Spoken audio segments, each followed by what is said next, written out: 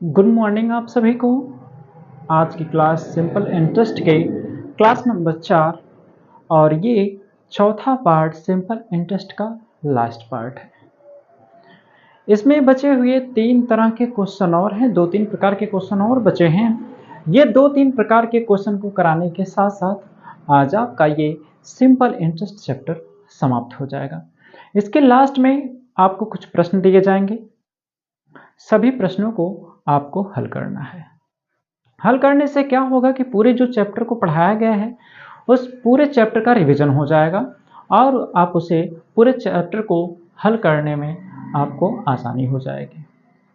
ठीक है, चलिए इसी बात के साथ शुरू करते हैं आज का क्वेश्चन जो आपके सामने ये बोर्ड पर है। प्रश्न क्या है? किसी धन का साधारण ब्याज 4 वर्ष में पहले की अपेक्षा 800 रुपए अधिक प्राप्त होता है। मतलब कोई धन था, प्रश्न को समझिएगा। देखिए, कोई धन था, वह 4 वर्ष में पहले की अपेक्षा 800 रुपए अधिक मिलता था। तो वो धन हमें पता नहीं है कितना था, लेकिन हमें इतना जरूर पता है कि 800 रुपए अधिक मिलता है। जब साधारण ब्याज की दर को 7% वार्षिक, कितना 7% वार्षिक से बढ़ाकर 12% कर दिया जाता है, तो उसे 800 रुपए मूल, ये जो कोई धन था, जो मूलधन था, ये कब प्राप्त हो रहा है उसे 800 रुपए? जब 7% वार्षिक से बढ़ा करके 12% कर दिया जाता है तब। देखिए इधर क्या है, 7, 5, 12, 5% बढ़ा दिया गया है। 5% ब्याज जब बढ़ा है तब जाकर के इनको 800 रुपए अधिक प्राप्त होता है। लेकिन हमको ज्ञात क्या करना है? मूलधन। मूलधन में देखिए इसमें ज्ञात तो अंतर करना है। इन प्रश्न में अंतर ही दिया है। देखिए 7% वार्षिक से बढ़ा करके 12% कर दिया है, ये भी अंतर हो गया है। और ऊपर किसी धन का, कोई धन था जिसे बढ़ा करके 800 रुपए कर दिया गया, तो वो भी कोई धन था। इस धन के बीच का क्या है? अंतर है। हाँ, अभी जो प्रश्न था आपके सामने उसमें मूलांतर ज्ञात करना था, यानी मूलधन का अंतर। मूलधन का अंतर ज्ञात करना था। और उसी प्रकार से मैंने कहा आपको अभी इस चैप्टर से 3 प्रकार के प्रश्न बताए जाएंगे। 3 में से एक तो मूलांतर हो जाएगा, दूसरा दर अंतर, तीसरा ब्याज अंतर। मतलब एक तो मूलधन का अंतर जो आपके सामने प्रश्न अभी है, अभी उसका हल नहीं किया गया है, और दूसरा प्रश्न होगा दर का अंतर। अब देखिए प्रश्न, उसके बाद ब्याज का अंतर। फार्मूला आपको साथ साथ सीखना है, याद नहीं करना का, याद नहीं करना है। तो देखिए 100 गुणे ब्याजांतर, जहां पर मूलधन दिया गया हो, जहां पर मूलधन दिया गया हो, तो अभी साधारण ब्याज में क्या है? मूलधन गुणे दर गुणे समय बटे 100। ये 3 ही चीज तो है, मूलधन गुणे दर गुणे समय। तो इन्हीं को तो लेकर के आपको चलना है, इन्हीं से आपको फार्मूला बनाना है। तो जब मूलधन का अंतर प्रश्न में दिया गया हो, ज्ञात करने के लिए कहा गया हो, तब क्या करेंगे? तो 100 तो फिक्स है, 100 गुणे ब्याज का अंतर ऊपर रहेगा बटे दर अंतर गुणे समय। कि प्रश्न क्या था आपका? कोई धन 4 वर्ष में 8 गुना हो जाती है या अधिक प्राप्त होता है। कोई धन है जो साधारण ब्याज की दर से 4 वर्ष में 800 रुपए अधिक प्राप्त होती है, यही तो है शायद। तो कितना? 4 वर्ष में 800 रुपए अधिक प्राप्त होती है। तो प्रश्न तो है नहीं, प्रश्न आप पहले देखिएगा, उसके बाद इस फॉर्मूले पर रखिएगा। ठीक है, तो क्या है कि पहले आप उसका जो दिया गया है, कोई धन है, किसी धन का 4 वर्ष में 800 रुपए अधिक प्राप्त होता है। ठीक है, यहां तक तो हो गया, 800 रुपए अधिक प्राप्त होता है। अब कहा जा रहा है, देखिए अब क्या क्या हो गया? क्या हो गया? मूलधन 800 रुपए अधिक प्राप्त हो रहा है, तो क्या होगा? जो उसको प्राप्त हो रहा है वो उसकी अपेक्षा कितने का अंतर प्राप्त हो रहा है? जब जब उस 7% को 12% कर दिया जाता है तब, जब 7% को 12% कर दिया जाता है तब उसका मूलधन बताइए।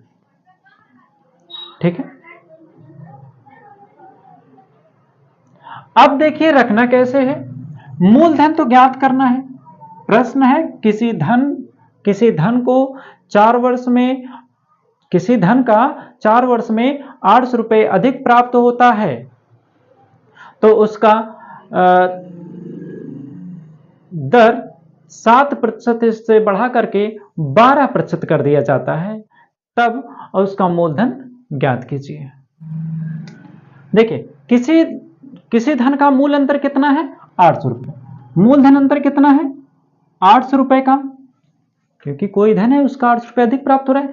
कितने वर्ष में, समय कितना लग जा रहा है, समय कितना लग जा रहा है, 4 वर्ष। समय कितना लग जा रहा है, 4 वर्ष।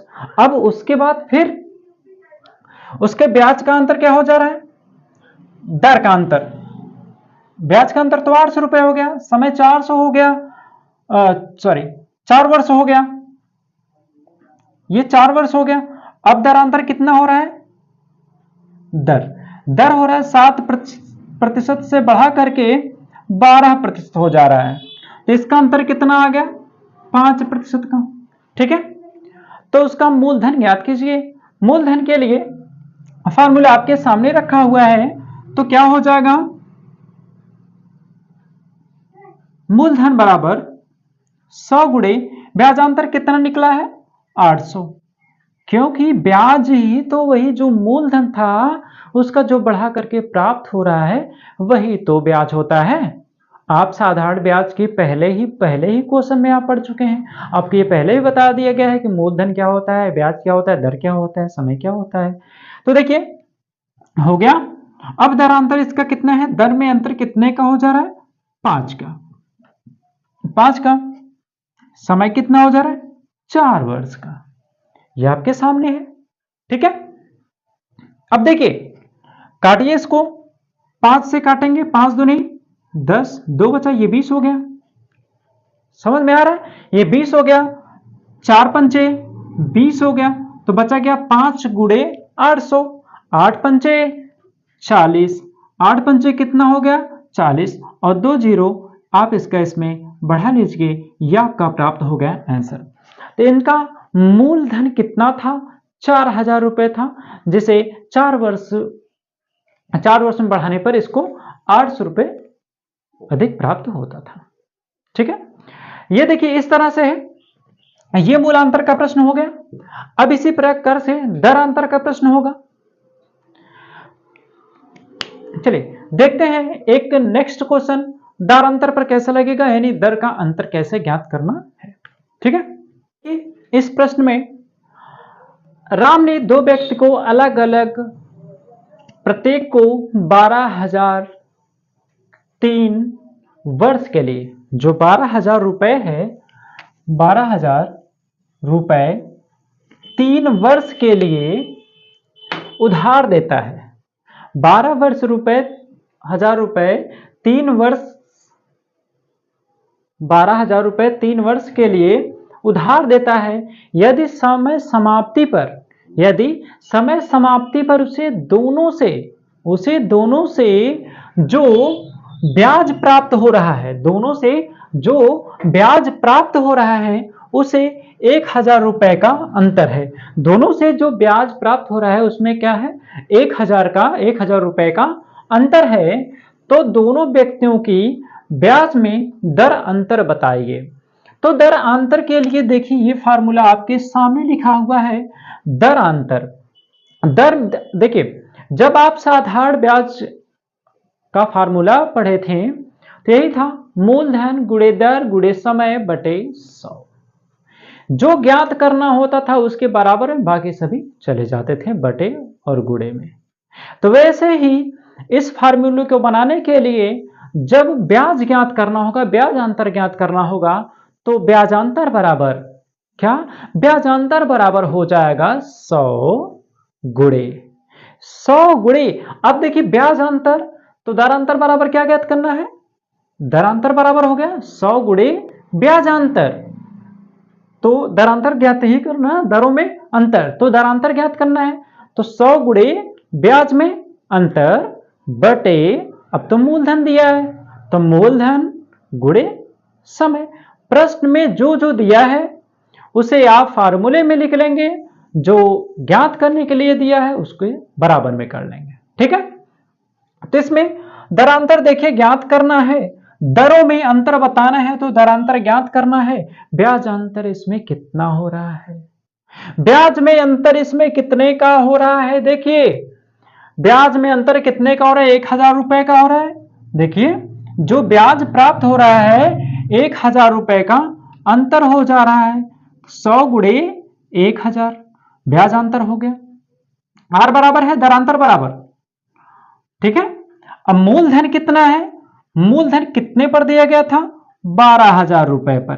कितने पर दिया गया था, 12,000 रुपए पर। अब गुणे समय कितने समय के लिए दिया गया था, 3 वर्ष के लिए दिया गया था। कितने समय के लिए दिया गया था, 3 वर्ष के लिए दिया गया था। आप इसको हल कर लीजिए। देखिए जब इसको आप हल करेंगे तो कितना आएगा, 1 0 1 0 1 0, ये 0 0 से सब हो गया कैंसिल, सब हो गया क्या कैंसिल। अब बचा है 100, कितना है 100 से 12 को काटिए, 2 पंचे 10, 2 छक्के 12, 2 दूने 4, बचा कितना 1, बगल वाला कितना हो गया 25, 50, 2 पच्चे 10। देखिए 2 दूनी 4, बचा कितना 1, बगल वाला कितना हो गया 10, 2 पंचे 10, 2 तिहाई 6। तो यहां पर क्या बच गया आपका, ऊपर अंश के रूप में बचा है 25, हर के रूप में 3 गुणे 3 बराबर 9 हो गया। कितना बच गया 25 और 9, और तो कोई नहीं बचा है। 25 बटे कितना बच गया है 9। ठीक है, 25 बटे 9 हो गया। आप इसे मिश्र भिन्न में इसे आंसर दे सकते हैं, तो कितना हो जाएगा 9 दूनी 18, 9 दूनी 18, 7 बटे 9,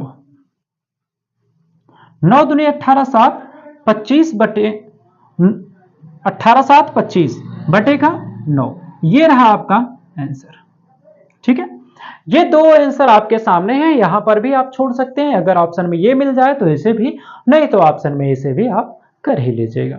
ठीक है, ये हो गया आपका आंसर। उम्मीद करता हूं कि ये बताए गए सभी क्वेश्चन आपको बहुत आसानी से समझ में आ गए होंगे, बहुत आसानी से समझ में आया होगा। ये कुछ ही सेकंडों का सवाल होता है, ऐसे सवाल है, आप प्रैक्टिस जितना करेंगे उतना ही लगता चला जाएगा। हाँ, एक चीज को ध्यान रखिए आप कि जो अभी प्रश्न दिया जा रहा है लगाने के लिए, आपको इस एक सवाल के बाद जो आपको प्रश्न भी दिया जाएगा, उस सभी सवालों को आप अच्छी तरह से लगाएंगे, ऐसा लगाएंगे कि ताकि आपको दोबारा ये सिंपल इंटरेस्ट चैप्टर पढ़ने की आवश्यकता ना पड़े। ठीक है, चलिए देखिए अब एक और बचा है ब्याज अंतर ज्ञात करने के लिए, ब्याजों में अंतर कैसे ज्ञात करना होगा। ठीक है, देखिए नेक्स्ट प्रश्न ब्याजांतर कैसे है। देखिए इस प्रश्न को, शिव कामता से 5,000 रुपए, कितना, शिव कामता से 5,000 रुपए 8% वार्षिक साधारण ब्याज की दर से 2 वर्ष में, कितना, शिव कामता से 5,000 रुपए 8% वार्षिक ब्याज की दर से 2 वर्ष के लिए, 2 वर्ष के लिए उधार लेता है और संपूर्ण धन अपने दोस्त को 10% ब्याज पर उसे देता है। तो देखो वह कितना 8% ब्याज पर लिया और अपने दोस्त को 10% ब्याज पर दिया। तो यहां तो स्पष्ट पता चल रहा है कि लाभ ले रहा है, 8 पर लिया है और 10% पे बेच रहा है। जैसे किसी वस्तु को आप 8 रुपए में लेते हैं, 10 रुपए में बेच देते, तो आपको लाभ ही तो प्राप्त होता है। तो देखिए वर्ष के लिए उधार देता है, उतने ही वर्ष के लिए वो उधार देता है, वो उतने ही वर्ष के लिए उधार देता है जो समय समाप्ति पर शिव को कुल राशि का लाभ कितना होगा। जितने समय के लिए लिया था उतने ही समय के लिए उसे 10% लाभ पर दिया है। तो उस समय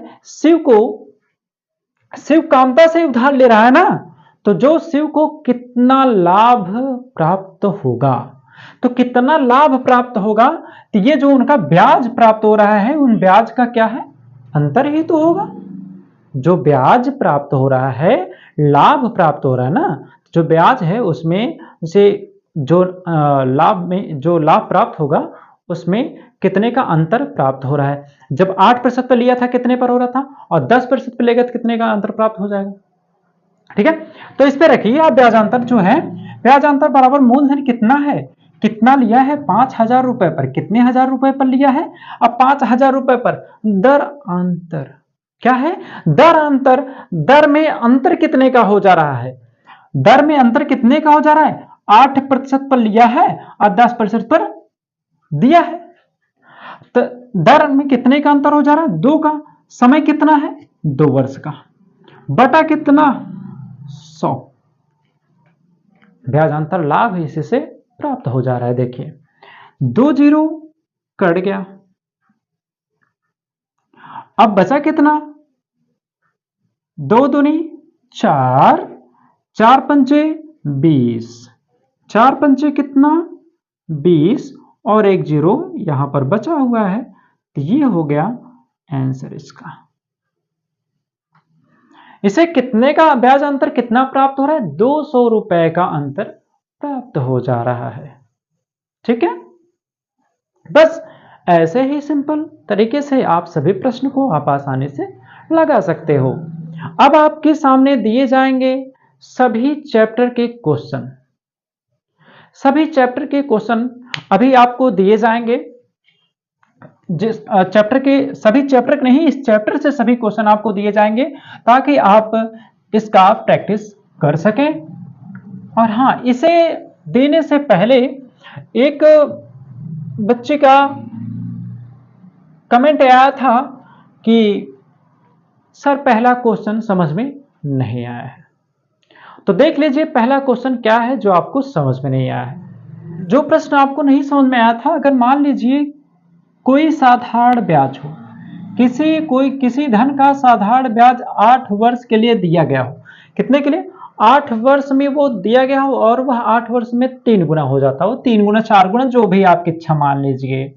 प्रश्न समझना है, आप समझ गए तो डिजिट चेंज से क्या मतलब होता है वो आसानी से लग सकता है। तो कितना हो जा रहा है, 3 गुना हो जा रहा है। यहीं पर आप देखिए, आप सबको यहीं पर थोड़ा सा कंफ्यूजन बन रहा है, 3 गुना प्रतिशत बढ़ जा रहा है, 3 गुना प्रतिशत बढ़ जा रहा है। तो पहले तो वो अपने आप में पूर्ण संपूर्ण कितना प्रतिशत होगा, 100% तो होगा, 100% होगा।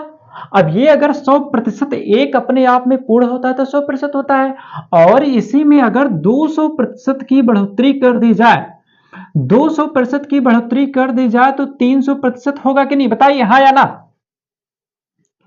तो 3 हुआ तो 3 गुना हो जा रहा है। उसी प्रकार से एक पहले रहा होगा तो 2 बढ़ गया, 3 हो गई, 3 गुना हुआ। समझ में आया चीज, तो अंतर कितना आया, तो 2 का अंतर आ गया ना, कितने का, 2 का अंतर आ गया, 2% का अंतर आ गया, ये 2% का अंतर आ गया। तब आप उसे चाहे फार्मूले पे रख दीजिए, चाहे आप वैसे ही आप इसको लगा सकते हैं। सिर्फ आपको दिक्कत, मुझे उम्मीद है जहां तक यही दिक्कत हो रही थी आपको अंतर समझने में, अंतर समझने में ही आपको दिक्कत हो रही थी। आपको बताया गया था R बराबर n-1 इंटू 100 अपॉन t। अब इसी पे आप रख दीजिए, n कितना आया है, तो n तो पूरा आप रख लीजिए। तो जैसे 3 वर्ष हो गया -1, जब इसको घटाएंगे तो 2 तो आ ही जाएगा ना। देखिए 2 यहां पर आया कि नहीं आया है, आया ना। ऐसे ही तो लगाना है इसको, इसमें क्या नहीं समझ में आया था, चलो कोई बात नहीं, नहीं समझ में आया था तो यहाँ पे देखिए इनके जगह पे इतना हो गया, तो ये हो जाएगा 2 गुणे 100 बटे टाइम कितना है 8 वर्ष। तो काट दीजिए, 2 से काटेंगे, 2 एक कम 2, 2 चौके 8, 4 एक 4, 4 25 सही में 100, तो 25% ये आपका आ गया आंसर। ये देखिए r बराबर ज्ञात हो गया 25%। ठीक है, प्रश्न में कुछ और भी है, प्रश्न में डिजिट सेम नहीं है, प्रश्न में डिजिट चेंज है, आप उसको लगा लीजिएगा। ठीक है,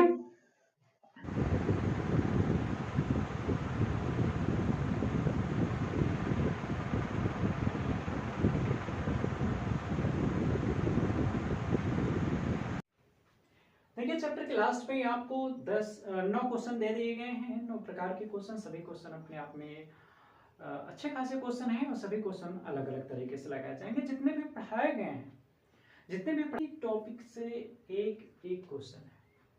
जो सिंपल इंटरेस्ट के जितने तरीके से क्वेश्चन पढ़ाया गया है, जितनी विधि के क्वेश्चन थे, जैसे जैसे भी क्वेश्चन थे, उन सभी क्वेश्चनों से एक ही क्वेश्चन आपको दिया गया है। आपकी प्रैक्टिस के रूप में आप इस क्वेश्चन को लगाएंगे, आपको ये पता चलेगा कि आपने सीखा कितना, आपने सिंपल इंटरेस्ट को सीखा कितना। और जहां पर जिस भी किसी भी सवाल में आपको समस्या होती है, उस सवाल को आप जरूर लगाएंगे। वो पीछे जाकर क्लास को देखिएगा। नहीं समझ में आता है तो कमेंट कीजिएगा, जो प्रश्न नहीं समझ में आएगा फिर से वो प्रश्न आपको बताया जाएगा। ठीक है, लेकिन अगर किसी भी चैप्टर को कंप्लीट करने के लिए उसमें के कुछ प्रश्न आपको लगाने के लिए आवश्यक होते हैं। आप इसी प्रकार से सभी क्वेश्चन को जैसे जैसे प्रश्न दिए गए हैं, देखिए 9 प्रश्न हैं, 4 तो पहले थे, उसके बाद ये 5 पहले थे, 4 बाद में, ये टोटल 9 क्वेश्चन आपके सामने। ठीक है, तब तक आप लोग लगाते रहिए। अगर किसी भी प्रकार से किसी भी चैप्टर में आपको समस्या होती है तो उस चैप्टर का नाम कमेंट सेक्शन में आप जाकर के डाल दीजिए, उस चैप्टर को आपको पढ़ा दिया जाएगा। अब नेक्स्ट चैप्टर जो होगा आपका कंपाउंड इंटरेस्ट का होगा, चक्रवृद्धि ब्याज।